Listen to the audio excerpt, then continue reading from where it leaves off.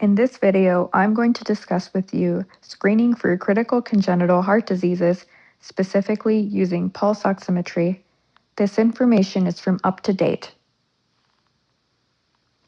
Objectives are to define critical congenital heart disease, understand the importance of early screening, know how to perform pulse oximetry screening, interpret positive and negative results, and recognize special circumstances and limitations. Congenital heart disease is the most common congenital anomaly identified in newborns, with a birth prevalence of approximately 1 to 2%.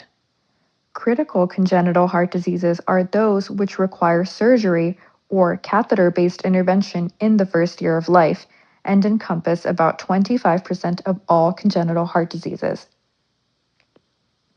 For infants with critical cardiac lesions who are not identified prenatally, the risk of morbidity and mortality increases when there is a delay in diagnosis and timely referral to a tertiary center with expertise in treating these patients. Our goal is early detection using pulse oximetry.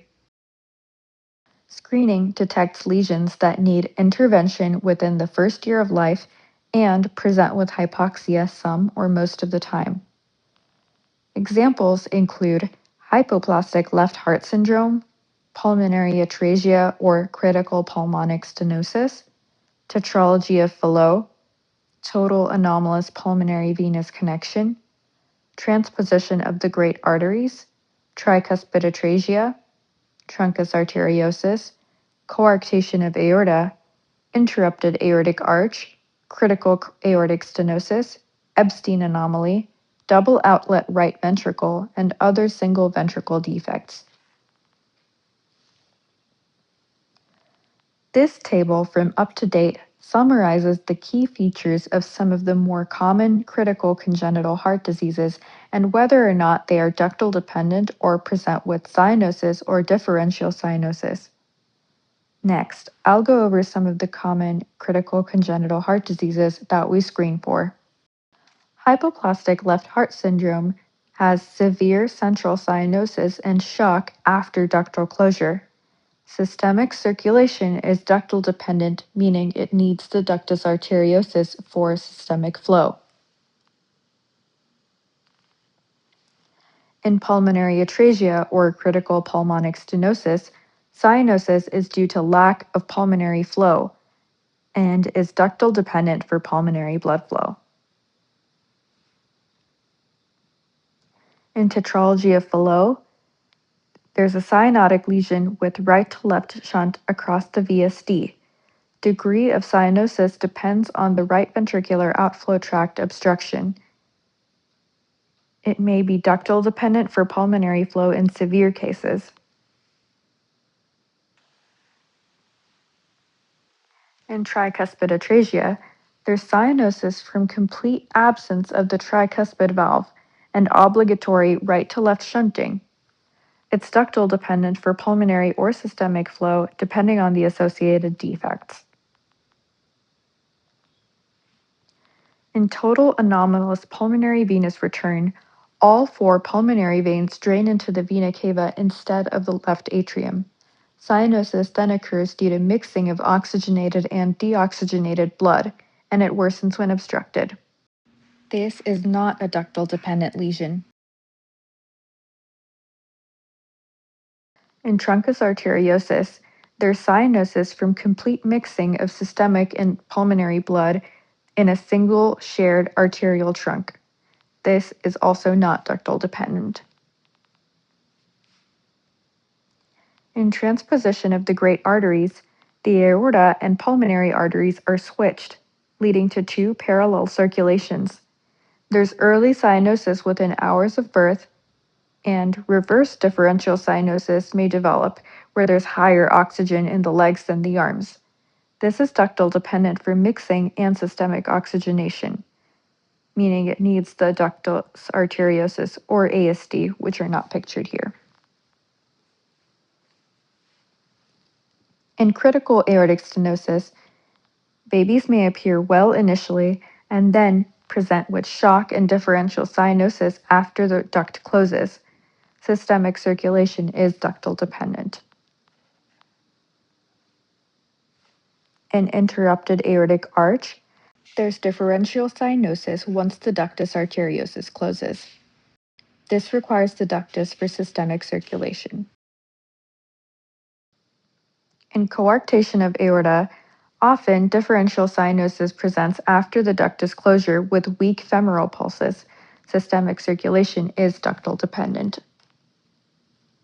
Last but not least, in Epstein anomaly, there's variable cyanosis due to severe tricuspid regurgitation and right to left shunting through a patent foramen ovale.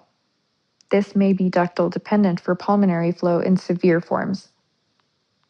These are some of the critical congenital heart diseases that we screen for. Now let's talk about why.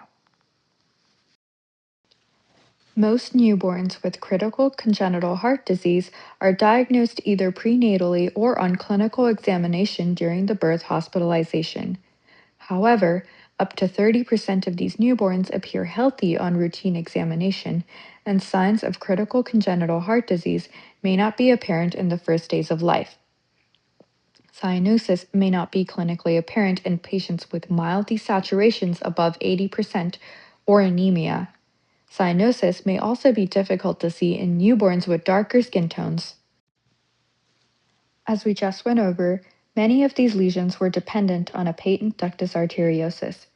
In patients with ductal-dependent lesions, closure of the ductus arteriosus within the first few days of life can precipitate rapid clinical deterioration with potentially life-threatening consequences such as severe metabolic acidosis, seizures, cardiogenic shock, cardiac arrest, or end organ injury. Whether or not the lesions are ductal dependent, delayed diagnosis leads to poor outcomes, and the risk of mortality is as high as 30%. So, how do we screen newborns for critical congenital heart disease?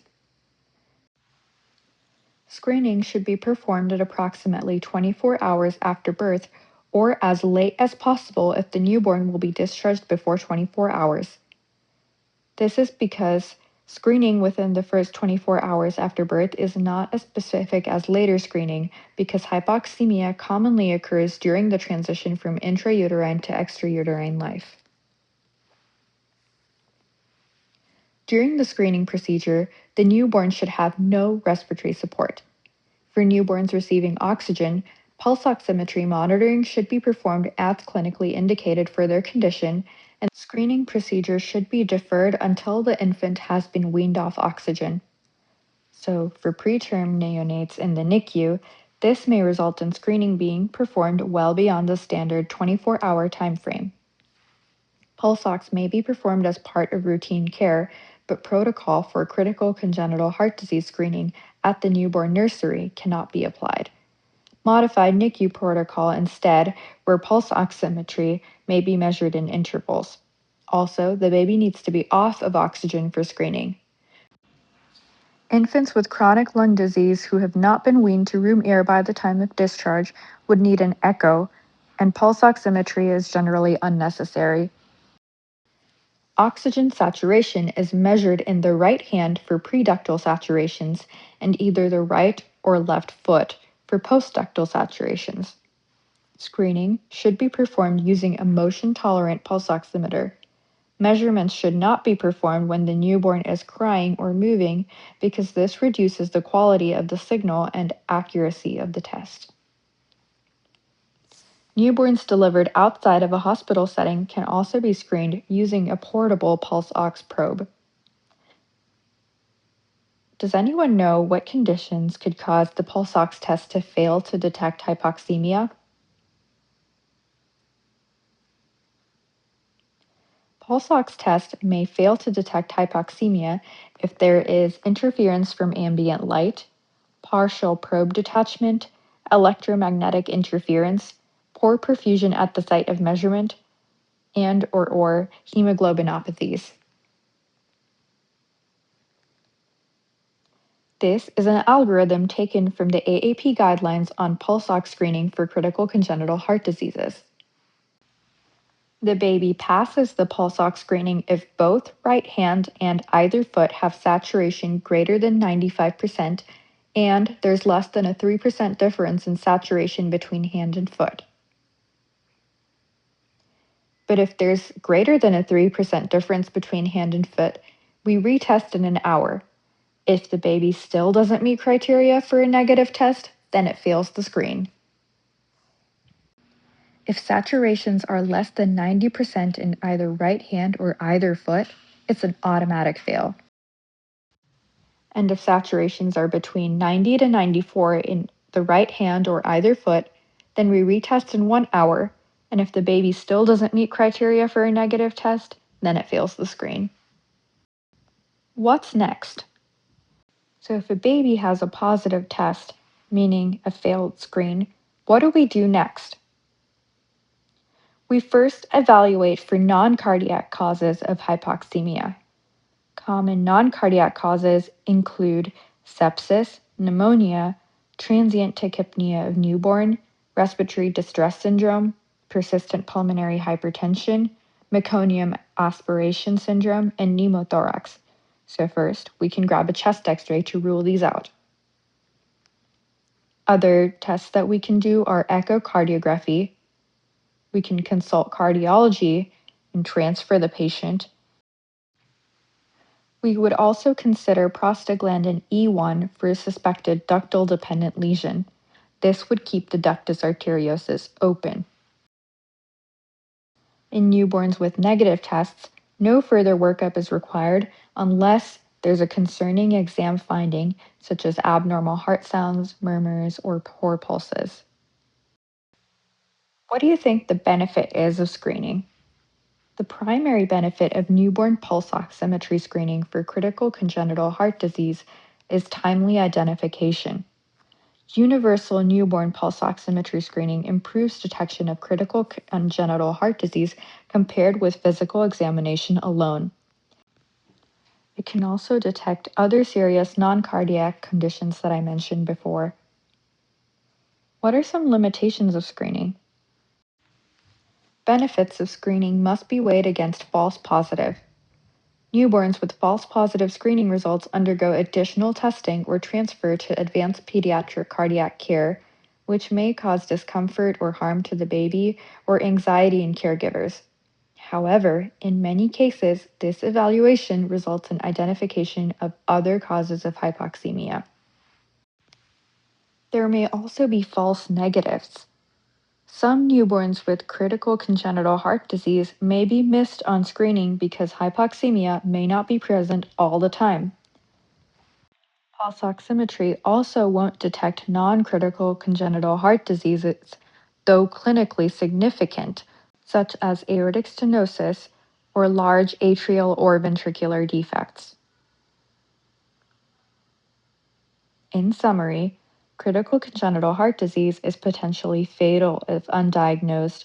Screening with pulse oximetry leads to early detection and decreased morbidity and mortality. Pulse oximetry is performed after 24 hours of life in the right hand and either foot.